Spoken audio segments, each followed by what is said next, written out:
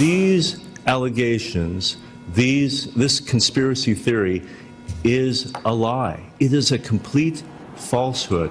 I have reviewed the press reporting related to this, what's called the cipher in Pakistan, the alleged leak diplomatic cable from the embassy here. It is not accurate. The other person in the meeting, the then ambassador of Pakistan to the United States, has testified to his own government. अमरीकी मामले वजीर खर्चा Donald लू ने cipher के जरिए अमरीकी साजिश से मुत्तल्लिक बानी पीटीआई का इल्जाम झूठ करार दे दिया है। कहा कि बानी पीटीआई को हटाने में अमेरिका का कोई किरदार नहीं था।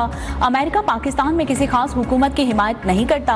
अमरीकी ऐवान नुमाइंदगान की कमेटी बराए खारजा अमूर में बयान रिकॉर्ड करवा दिया। डोनाल्ड लू ने बताया कि पाकिस्तान में इंतखाबात की निगरानी के लिए 5000 से जायद आज़ाद मुबस्सरीन मौजूद थे। मुबस्सरीन की तंजीमों ने नतीजा अखज़ किया कि 8 फरवरी के इंतखाबात बड़ी हद तक मुसाबकती और मुनज़्ज़म थे। अलबत्ता इंतखाबी नताइज मुरत्तब होने के अमल में बाज़ बेज़ाब्तियाँ देखी गई हैं। इंतखाबी अमल में मुबैना मुदाखलत के इल्ज़ामात की तहकीकात होनी चाहिए। सिक्योरिटी फोर्सेस ने GPA कॉम्प्लेक्स गवादर पर हमले की कोशिश नाकाम बना दी। तमाम 8 दहशतगर्द हलाक कर दिए गए। वज़ीर आला बलोचिस्तान सरफराज भुट्टी का कामयाब कार्रवाई पर सिक्योरिटी फोर्सेस को खिराज तहसीन। कहा कि बलोचिस्तान से दहशतगर्दी का कला कमा करेंगे। सिक्योरिटी इदारों का इलाके में सर्च ऑपरेशन जारी है। शुमाली वजीरिस्तान में भी सिक्योरिटी फोर्सेस का ऑपरेशन। फायरिंग के तबादले में 2 दहशतगर्द हलाक, 2 जख्मी। असलहा गोला बारूद बरामद। ISPR के मुताबिक फोर्सेस मुल्क से दहशतगर्दी की लानत को खत्म करने के लिए पुरअज़्म है। इस दहशतगर्दी का वापस आना एक किसी भी अलमिया से कम नहीं। ये जो सरहद पार से जो दहशतगर्दी हो रही है, इसको अब हम मज़ीद इसको बर्दाश्त नहीं कर सकते। पाकिस्तान की सरहदें दहशतगर्दी के खिलाफ रेड लाइन। सरहद पार से दहशतगर्दी को बर्दाश्त नहीं करेंगे। हमसाया मुल्क की जमीन दहशतगर्दी के लिए इस्तेमाल होगी तो ये कबूल नहीं होगा। हमसाया बरादर मुल्क के साथ अमन के लिए माहौल में रहना चाहते हैं। हमसाया मुल्क को दावत देता हूँ कि आए मिलकर दहशतगर्दी के खात्मे के लिए काम करेंगे। वज़ीर आज़म शहबाज शरीफ का वफाकी काबीना से खिताब। कहा कि कर्जों के रोल ओवर और मजीद कर्ज पाकिस्तान के लिए नुकसानदेह हैं। IMF वाज़े तौर पर कह रहा है कि टैक्स नेट का दायरा बढ़ाएं। हमें IMF के नए प्रोग्राम की ज़रूरत है। मिसाकी मईशत के साथ हमें यकजहती का चार्टर भी पेश करना चाहिए। वज़ीर आज़म समेत काबीना अरकान का तनख्वाहें और मराहत न लेने का भी फैसला।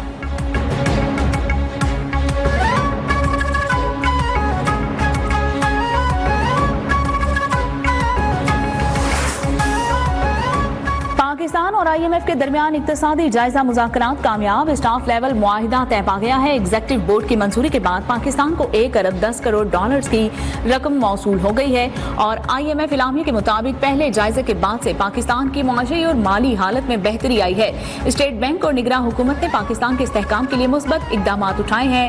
रवां साल मुआशी शरहनमू मामूली रहने और अफराते ज़र हदफ से काफ़ी ज़्यादा रहने की भी पेश गोई।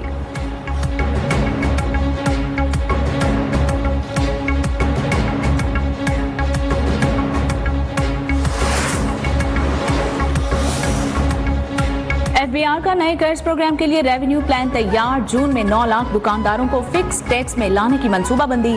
पहले मरहले में इस्लामाबाद समेत 4 सूबाई दारुल हुकूमत के दुकानदार स्कीम में शामिल होंगे। अगले बजट में रियल एस्टेट ज़राअत को टैक्स नेट में लाने के लिए इकदाम उठाए जाएंगे। बेनज़ीर इनकम सपोर्ट प्रोग्राम के अखराजात विफाक और सूबे मिलकर बर्दाश्त करेंगे।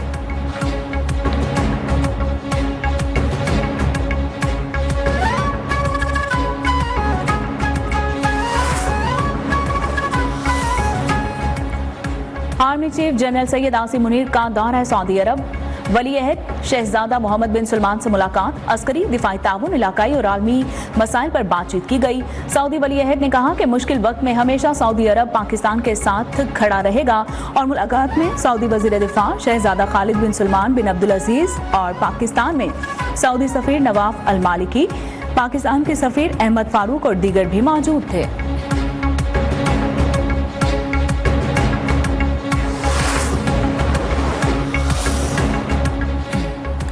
मुजाहिर नकवी के इस्तीफे की मंजूरी का नोटिफिकेशन वापस ओहदे से बरतरफ करने का नया नोटिफिकेशन जारी। सदर मुमलिकत आसिफ अली जरदारी ने मुजाहिर नकवी को बरतरफ करने की मंजूरी दे दी है।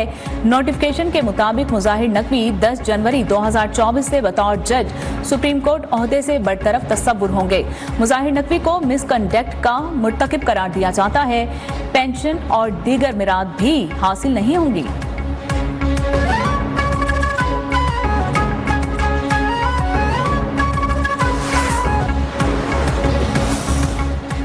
डीएचए की कानूनी हैसियत क्या है, वजीर आला कौन होता है, जमीन अलॉट करने वाला, ये गेम हमने बहुत बार देखा है। निजी हाउसिंग सोसाइटी की जमीन मुंतकली के मुकदमे में चीफ जस्टिस काजी फाइज ईसा के रिमार्क्स। जस्टिस इरफान सादत ने कहा कि निजी हाउसिंग सोसाइटी ने जमीन खरीद कर डीएचए को फरोख्त की। क्या डीएचए शोहदा के लिए काम कर रहा है? वकील ने बताया कि 2005 में सदारती ऑर्डर के तहत कायम डीएचए शोहदा के वरिसा और जंग में जख्मी होने वालों को प्लॉट्स देती है। चीफ जस्टिस की मुकदमा लाइव चलाने की हिदायत।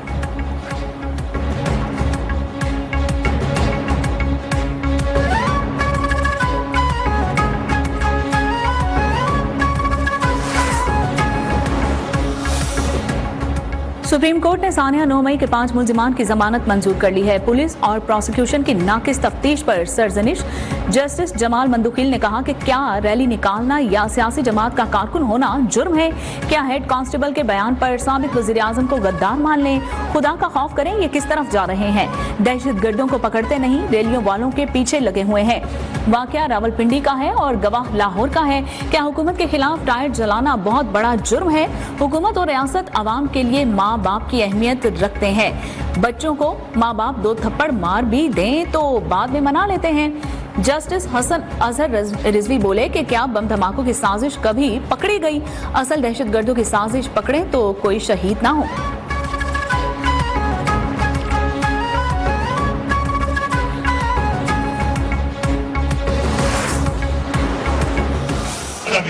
खुदा ना बनो, एक बार तो डॉक्टर न करे, मैं उसका आशा बंदा भी है, सिर पड़े हैं, सिर मरे हैं, बहुत पहलवान सिर पाड़ देता है। रिश्वतखोर को मौके पर सजा दें, मुझसे शिकायत ना करें कि फलां शख्स रिश्वत मांग रहा है। वजीर आला केपी अली अमीन गंडापुर की अनोखी मंतक। कहा कि रिश्वत मांगने वाले के सर पर ईंट मारकर उसके बेटे से कहो कि आपके वालिद को जहन्नुम से बचाया है।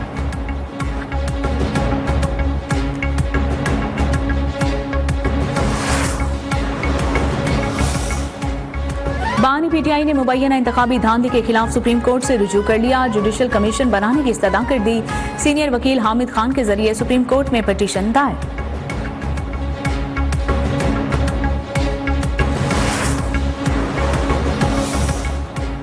बानी पीटीआई मजीद 2 मुकदमात में बरी। District and session court Islamabad ने एहतजाज और तोड़फोड़ के केसेस में शाह महमूद, शीरी मजारी और दीगर को भी बरी कर दिया है। बानी पीटीआई बुशरा बीबी के खिलाफ 190 मिलियन पाउंड केस। इस्तगासा के 2 गवाहान के बयानात कलमबंद। 1 गवाह पर जुर्राह मुकम्मल। समाज 26 मार्च तक मुलतवी। बैरिस्टर गौहर का कहना है कि हमारे केस चल रहे हैं। हसन और हुसैन एक दिन अदालत आए, दूसरे दिन रिलीफ मिल गया। अदलिया से उम्मीद है कि हमें भी इसी तरह जल्द इंसाफ दिया जाए।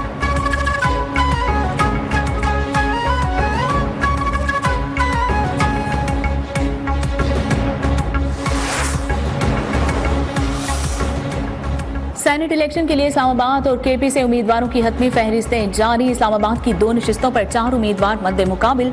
सेनेट की 1 जर्नल और 1 टेक्नोक्रेट की नशिस्त पर इंतखाब होगा।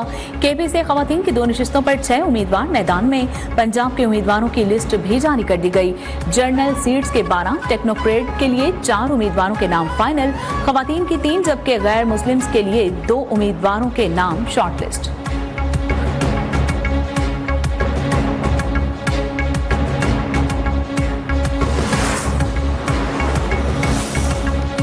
पंजाब में कौमी असम्बली की 2 और सूबाई असम्बली की 12 खाली सीट्स पर आरओ के पब्लिक नोटिस जारी। शेड्यूल के मुताबिक ज़िमनी इंतखाबात 21 अप्रैल 2024 को होंगे। उम्मीदवार कागजात आरओ के दफातर में जमा करा सकते हैं। 30 मार्च को उम्मीदवारों की हतमी फहरिस्त जारी करके निशानात अलॉट किए जाएंगे।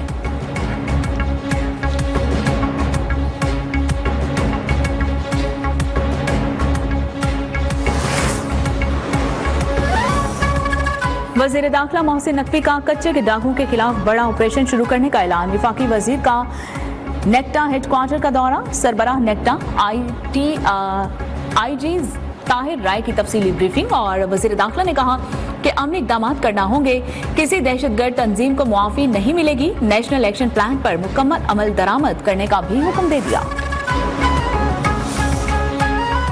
रियासत मुखालिफ अफराद गुमराही का रास्ता छोड़ दें तो खुले दिल से अपनाने को तैयार है। नाराज बलोच नौजवानों को मनाने खुद जाऊंगा।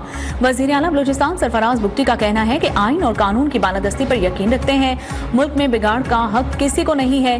बंगलजई को कौमी धारे में शामिल होने पर मुबारकबाद।